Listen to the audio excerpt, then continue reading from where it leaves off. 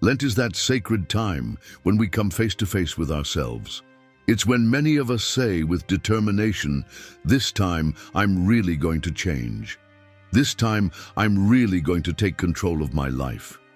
We set out to pray more, to fast, and to pay more attention to the things of God.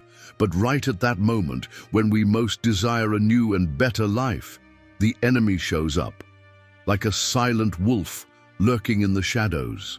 And no, he doesn't appear in obvious ways. He doesn't come with horns or an evil face. On the contrary, he softly insinuates himself into our thoughts, disguising evil as something that seems good. At first glance, they don't seem dangerous.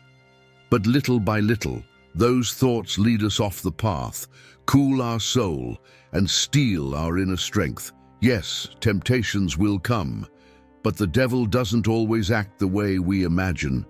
Sometimes he hides in the laziness that tells us, "I'll pray tomorrow," in that anger we keep quiet but that ferments inside, or even in a perfectionism that seems like a virtue but makes us harsh with ourselves and with others.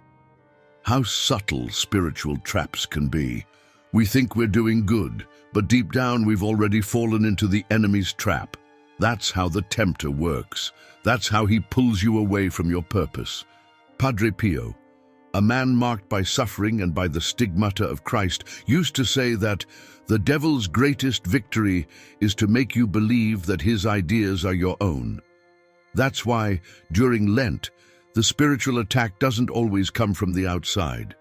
Many times, it is born inside you, disguised as justification, apathy, or judgment. But you are not alone. In this video, we're going to unmask the four most subtle and dangerous spiritual temptations that arise during Lent. And most importantly, I will show you how to face them with faith, humility, and the wisdom of the saints. Stay until the end, because the last temptation is the most destructive of all, and the one that harms your soul the most without you even realizing it. And if you also want to walk firmly during this sacred time, write in the comments, "Lord, strengthen my soul this Lent." That way we'll know that we are together in this spiritual battle. Lent has always been seen as a desert, not a physical place, but a spiritual one. An interior space where the soul, stripped of the world's distractions, comes face to face with its deepest truth and with its most intense battles. Do you remember what Jesus did before beginning his public life? He was led by the Spirit into the desert. There he fasted for 40 days. There he prayed. There he was tempted. It was no coincidence. It was preparation. It was a battle. And the same happens to us. When we decide to take our faith seriously, when we fast not only from food, but from pride, ego, noise, something stirs in the invisible. Because the desert is not a place of superficial peace. It is a place of trial, purification, and decision. It's where we encounter God, but also where the enemy comes to test our intentions. Padre Pio lived many of his most intense struggles in silence. His battles were not visible, but they were real. He said that the soul who decides to move forward in holiness awakens the fury of the evil one. Because there is nothing more dangerous to the enemy than a person who begins to listen to God with an open heart. And it is there in that silence where everything begins. Temptation doesn't arrive like an explosion. It comes like a whisper, like a small thought that seems harmless, like a subtle distraction, like a doubt disguised as prudence. The desert then becomes a battlefield, not with swords or screams, but with thoughts, decisions, and deep silences. And just when we believe we are alone, that no one understands what we are going through, God is there, waiting for us not to run, but to remain. Because in the desert, it's not about winning with strength, but resisting with faith. And it is in that sacred and dangerous setting where the first temptation appears, silent, insistent, familiar. Temptation. 1. Spiritual distraction. It doesn't start with something big. It doesn't come with noise. It doesn't scare you. The temptation of distraction sneaks in quietly, like someone who doesn't want to bother, and without you noticing, it's already stolen your day. During Lent, many of us decide to pray more, to embrace silence, to seek God with more intention. But it's right then, when we want to focus, that the mind wanders. It's as if everything distracts us more than before. The phone vibrates, the notification pops up, the mind remembers 1,000 things to do, the body gets restless, we sit down to pray, and 5 minutes later, we're already thinking about the grocery list. Has that ever happened to you? That's no coincidence. The enemy doesn't always try to destroy you with violence. Sometimes he just needs to throw you off by 2 millimeters. Because if he manages to constantly pull your focus away, you will abandon the path on your own. That distraction is one of the most effective weapons of the modern tempter, and the worst part, we've normalized it. We think we're too busy, that there's not enough time in the day, that we'll pray calmly later. But the problem isn't time, it's direction. The urgent replaces the essential. Our connection with God is postponed because of entertainment, exhaustion, inertia. And there, in the middle of all that noise, we lose our inner silence. Padre Pio insisted that the soul needs recollection. He said, God speaks in the silence of the heart. If the heart is full of noise, it cannot hear him. That's why it's not an exaggeration to say that every time we let distraction win, we lose an opportunity for grace. The enemy knows you don't need to sin to drift away from God. You just need to live distracted. And it's not just an external distraction. It also infiltrates us from within. Constant doubts, circling thoughts, endless overthinking. We sit down to pray and think, am I doing this right? Is this really working? Why don't I feel anything? And so, little by little, the soul grows impatient. It stops praying because it doesn't feel what it was expecting. It trades silence for noise. It replaces communion with productivity, and what was meant to be a time of encounter becomes an empty moment. But God doesn't need you to do much. He just wants your attention, your presence, your here I am. That's why the best way to overcome this temptation is to redirect your gaze every time you get lost. To return and return again. It doesn't matter if you get distracted 100 times.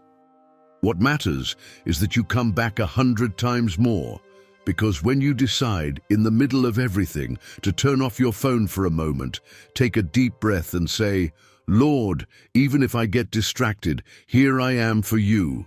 That's when heaven opens. And when you manage to recover your focus, the enemy changes strategy. If he can't distract you, he'll try something more cruel. The next temptation will make you feel like continuing isn't worth it. Temptation 2, discouragement and spiritual self-defeat. There's a moment in Lent when everything gets harder. We no longer feel the motivation we had at the start. We broke our fast. We forgot to pray one day.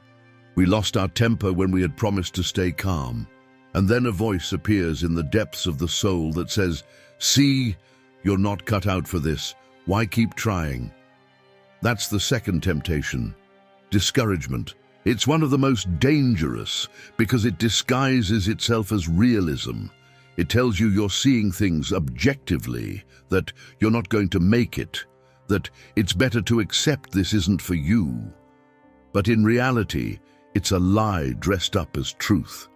It's the enemy whispering that your falls are final, that your mistakes are proof you'll never change. Padre Pio faced this temptation many times. In letters to his spiritual children, he said, don't worry about your falls. What pleases God is that in spite of everything, you get up and try again. But we want everything to turn out perfectly. We want to feel holy, consistent, disciplined. And when that doesn't happen, when we fail, shame floods us. And that's when the devil strikes hard. He compares you to others, makes you feel less. Look how others don't even make sacrifices. And here you are suffering for nothing. Discouragement doesn't come alone. It brings guilt, comparison, paralysis. It makes you think that if you can't do it perfectly, it's better not to do it at all. And so, little by little, you stop praying, you stop fasting, you stop trusting, and you don't announce it. You don't say, "I'm going to quit." You just start drifting, one day at a time, until the spiritual life becomes something distant, cold, optional. But what the enemy fears most is that you get up one more time, even if it's on your knees, even if you're crying, even if you don't feel anything, because that's where grace works. The spiritual battle isn't measured by how many times you fall, but by how many times you refuse to give up. God doesn't expect perfection. He expects surrender. That's why, when you feel the urge to give up, remember every step you take in the midst of exhaustion, every prayer you make without enthusiasm, every small act of faith in the middle of dryness is a silent victory that heaven celebrates. And if this temptation doesn't knock you down, the enemy will change tactics. He'll no longer try to make you feel like you're not enough. He'll do something more subtle. He'll make you feel successful. Temptation 3, false self-improvement. At first, it seems like a good idea. I'm going to give up sugar. I'll exercise every day. This Lent, I'm going to better myself. And of course, there's nothing wrong with that. But if we're not careful, we fall into a very subtle trap, turning Lent into a personal improvement project instead of a conversion of the heart. The third temptation is dangerous because it doesn't disguise itself as sin, but as virtue. We start with good intentions, fasting to gain more self-control, praying more to feel spiritually focused, making sacrifices to become stronger people. But without realizing it, the center stops being God, and we start chasing results, progress, perfection, as if it were a spiritual productivity challenge. The enemy rejoices when that happens, because he knows that a proud heart has no need for God. And if he manages to convince us that Lent is a challenge to become better people and not to become more humble, he's already won quite a bit. Padre Pio warned about this danger. He said, "The soul that seeks its own glory, even in spiritual things, unknowingly drifts away from the heart of Christ." And yes, you can give up coffee, meat, bread, but if you don't give up your pride, your impatience, your inner judgment, everything else is just a mask. True conversion doesn't aim to polish your image, but to strip the soul bare. It's not about having control, but about surrender. About looking to heaven with sincerity and saying, "Lord, I can't do this without you." And if on this journey you feel the need to go deeper, I want to invite you to discover something special. Our ebook, The Spiritual Secrets of St. Padre Pio. This material is not just a collection of prayers, it's an intimate guide to reconnect with what truly matters. It contains deep reflections, practical advice, and powerful words from Padre Pio that will help you refocus your spiritual life from the heart. Click the link pinned in the comments and let these teachings accompany you this Lent. Because sometimes one word is enough to change a life. When the enemy can't stop your progress, he'll try to redirect it toward a false goal. But if you manage to see beyond perfectionism, get ready. Because the next temptation might be the most painful, the one that breaks relationships, the one that divides hearts. Temptation 4, judgment and division. This temptation appears when everything seems to be in order. You've managed to pray more. You've kept up with your fast. You feel spiritually stronger, but something starts to shift without you noticing. You begin to look at others with judgment. Why doesn't he make any sacrifices? How can she call herself a Christian and act like that? At least I'm doing things right. The fourth temptation is subtle, poisonous, and dangerously common. Judgment. During Lent, the enemy doesn't just want you to fall. He also wants you to believe you're better than others. He wants to divide, to separate, to make you feel superior or resentful or excluded. Because when a community breaks, when the church is filled with cold stares and hard hearts, grace is weakened. Padre Pio knew this well.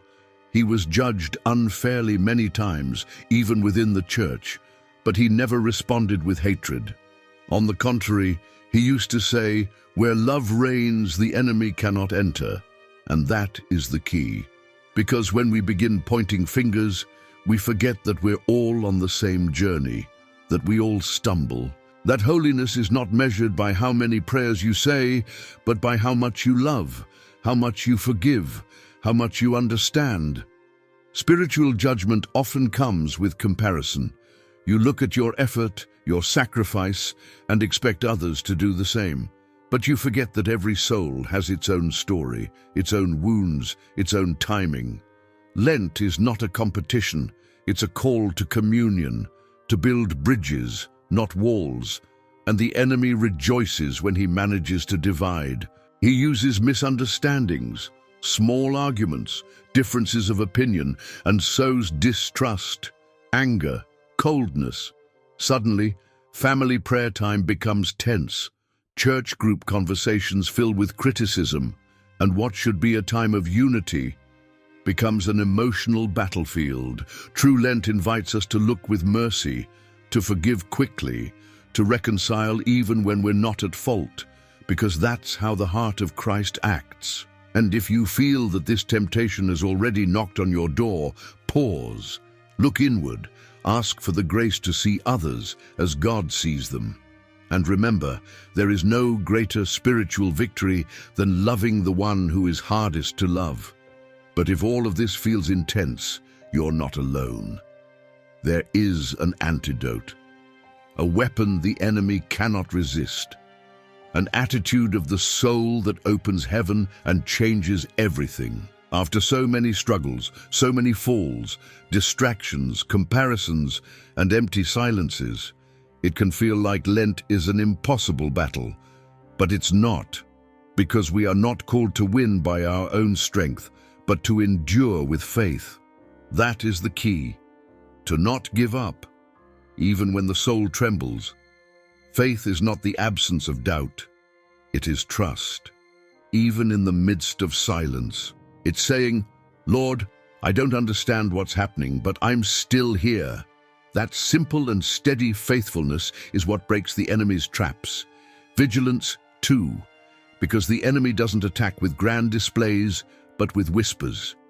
And being vigilant doesn't mean living in fear. It means living with awareness, with attention to the heart, with humility to recognize, this doesn't bring me closer to God. I need to let it go. And above all, surrender. That one word changes everything. When you feel like you can't go on, when you fall again, when tiredness or anger takes over, at that moment, right there, you can lift your hands and say, "Lord, I'm not strong, but I am yours. Do what you will with my smallness." That surrender, spoken in truth, is more powerful than 1,000 promises of perfection. Padre Pio said, "True strength is not in the one who never falls, but in the one who, having fallen, lets grace lift him up." It's not about being in control or achieving it all. It's about trusting, living each day as one more step toward God, even if that step is slow, clumsy, or wounded. And so, little by little, day by day, victory after defeat, the soul is transformed, not by your strength, but by His love. If you're tired, if you felt distracted or defeated this Lent, return to the center. You don't need to feel anything. You just need to return to prayer, return to silence, return to God, and do it with whatever little you have. Because for Him, that is already enough. Today, we've seen that the temptations during Lent aren't always loud or dramatic. Sometimes they hide in the everyday, in the distraction that seems harmless, in the discouragement that paralyzes, in the perfectionism that replaces faith, and in the judgment that breaks communion. But we've also seen that we are not alone in this fight, that each one of these temptations can be overcome with faith, with vigilance, and with surrender. Not because we are strong, but because God is faithful. Lent is not a journey toward perfection, it's a journey toward the heart of God. And He is not looking for heroes. He is looking for children who, even with fear, exhaustion, or wounds, say, "Here I am." Padre Pio used to say, "Pray, hope, and don't worry. Worry is useless. God is merciful and He will hear your prayer." So if this message touched something inside you, tell us in the comments. Which of these temptations have you felt most present in your life this Lent? Maybe your testimony can help someone else who is fighting the same battle. And if you know someone who needs to hear this, share this video. You never know the good you can do with one simple act of love. Also, I invite you to subscribe to the channel and turn on notifications so you don't miss any content that can strengthen your spiritual journey. Here we form a community united by faith, by the fight, and by hope. And remember, even if you stumble 1,000 times, as long as you keep returning to God, you are on the right path. He is not looking for perfect actions, but for sincere hearts. If this message touched your heart, leave a like, share this video, and join our community. Together, we are a mission of faith. Every gesture from you, no matter how small it may seem, helps us continue spreading the light of God and the teachings of St. Padre Pio to more souls who need it. Thank you for walking with us.